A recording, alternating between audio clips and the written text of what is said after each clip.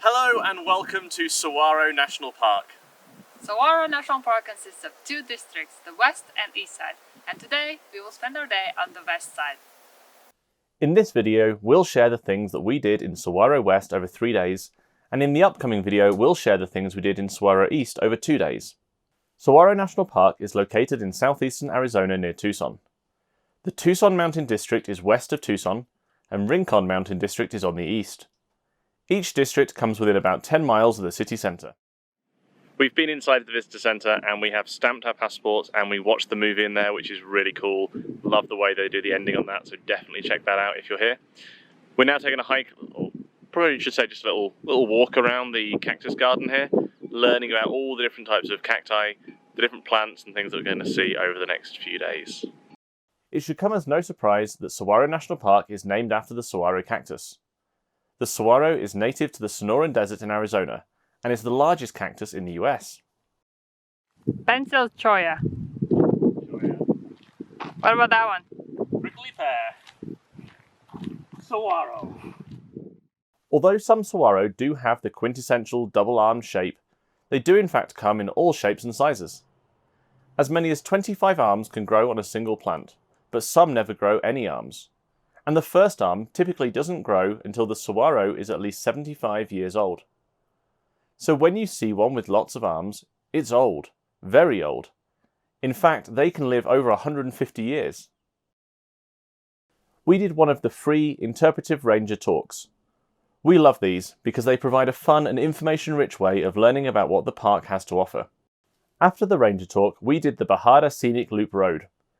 This is a 6-mile unpaved road unsuitable for oversized vehicles. Along the way, we stopped at a few places to do short hikes.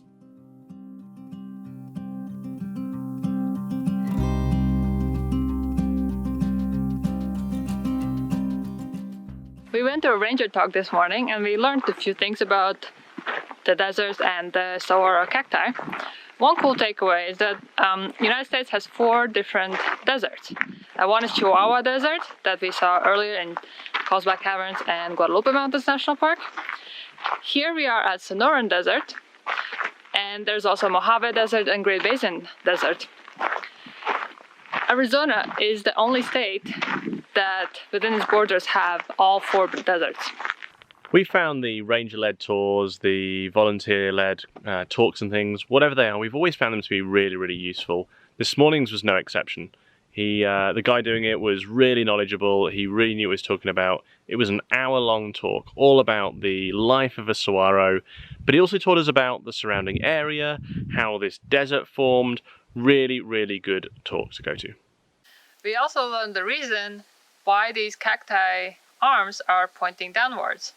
This is caused by frost. The frost damages the cells, and over time the cactus can't hold its arms up anymore because they're so heavy, because they're full of water.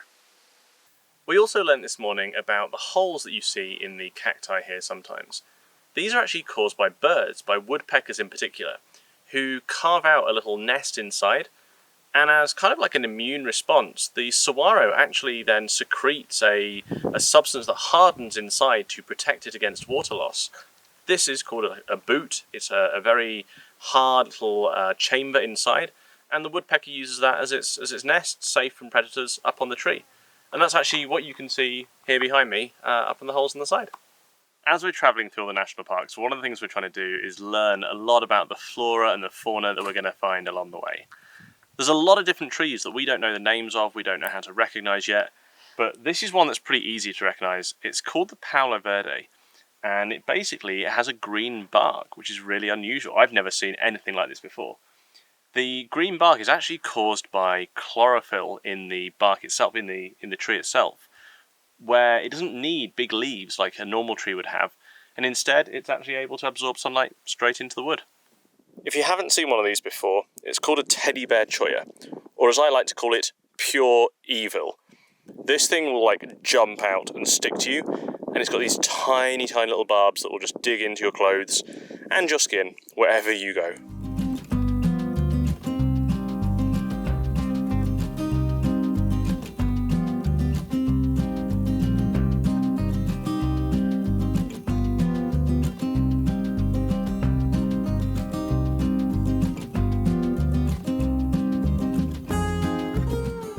talk we went to this morning, they talked about the whole life cycle of the saguaro, right from the tiny little seed into the giant 30-foot tall monsters we see around us, and then ultimately, like this one, as they die and they decay. I think it's really exciting though to see inside one here. They don't have rings like a tree, they are a plant, and therefore they have this structure, this skeleton inside. They don't have that typical wooden sort of ring structure that you would see in a tree. One of the things I think was really fascinating though is that for as huge as these are, and the big ones can weigh almost 13 tons, as huge as they are, the root system is only ever about 4 inches deep in the ground, but it goes out as wide as the saguaro is tall. So if you're looking at a 30-foot tall saguaro, its root system is going out 30 feet in every direction, but still only 4 inches deep in the ground. And that means when the rains hit during the monsoon period, they can soak up water from that catchment area really, really quickly and fill hundreds of gallons potentially in just a few hours.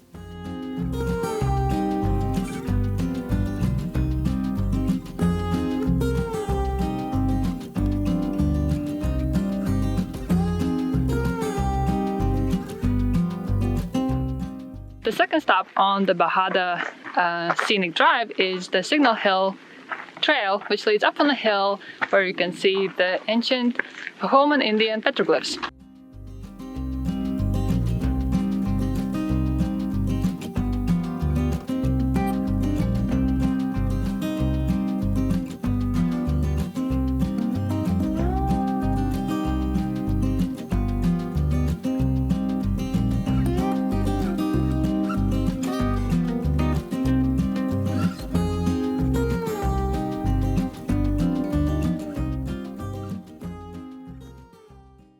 This is our last stop for the day.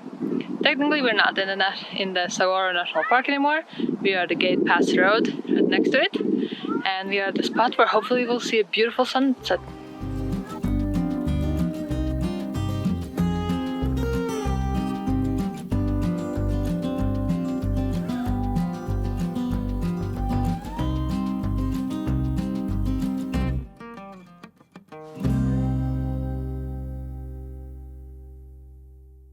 Today we're spending on the west side, and we're going on a hike. It actually is a guided tour, and a ranger will lead us to the top of Wasson Peak. It starts late in the day. It's about 2:30 now, and we'll see the sunset at the top, and hopefully by the moonlight we'll get back. The National Park Service runs a series of moonlit programs, and we had reserved free spots on the Wasson Peak full moon hike. This 7-hour, 8-mile hike starts mid-afternoon and climbs 1,700 feet to the highest point in the Tucson Mountains, which is Wasson Peak. Sounds like they're having an argument. Yes. Yeah, that's what I'm trying to figure out. The ranger leading the hike on this particular day was really interested in flower identification, so he pointed out a lot of them and named them too. This is where I got the idea. Hey, maybe it's not too hard to learn how to identify flowers.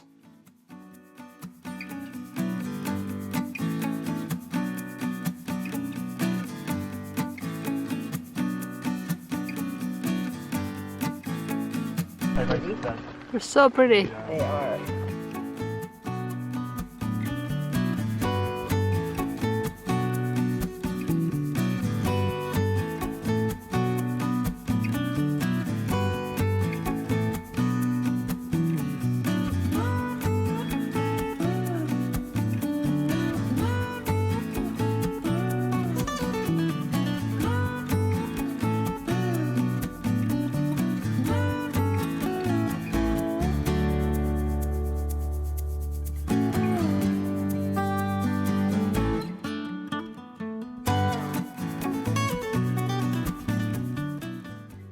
Although the hike is an easy pace, the NPS classifies it as difficult because of the rough terrain, especially near the top, and the fact that you're hiking in the dark. It is certainly one of the most memorable hikes we've ever done though, and I would recommend it without a hesitation.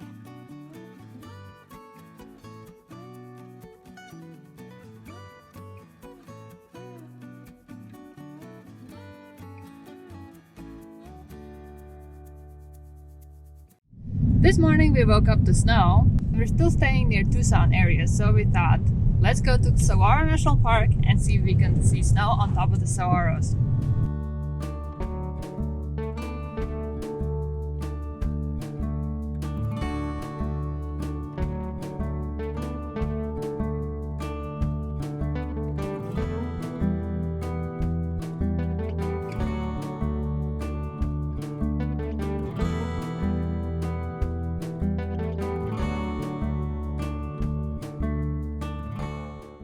so cool to see the desert environment be covered in snow.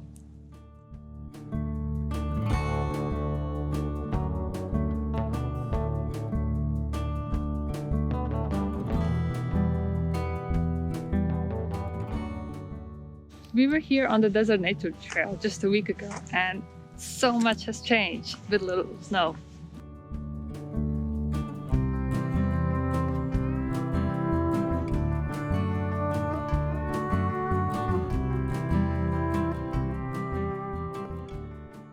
I suppose this is the life of the photographer and videographer. It's snowing, it's cold and wet, and you're still outside to capture that great shot.